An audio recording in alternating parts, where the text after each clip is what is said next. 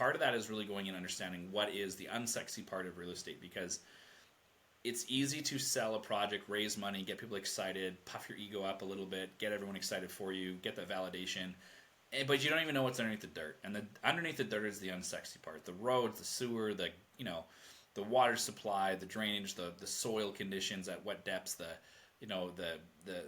liquefaction and stuff like that, of like how the under earth works, and how you're going to make it work for your project. And is your foundation 15% of your your budget that you want to go into, or are you going to run over budget and spend 40% just on your structure because of the complex foundations that you need because of weight, like increasing and going concrete over wood, or structural steel, or load-bearing steel studs, and having the weight distribution of how that works. And interesting things like in the Okanagan, I never have to worry about really water table capacity. But one thing that I've learned through talking with these geotech experts is like what the geotech reports might have said 5 years ago are kind of different depending on that, because you're having lots of pressure down in an area, in a consolidated area, obviously pushes water up.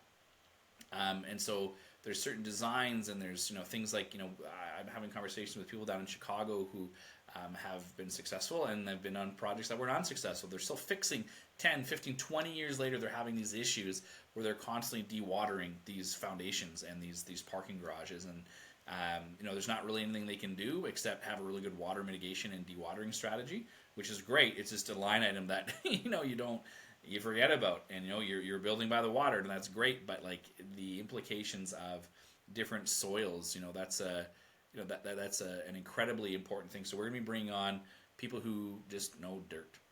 We're then going to be bringing in the civil works guys. So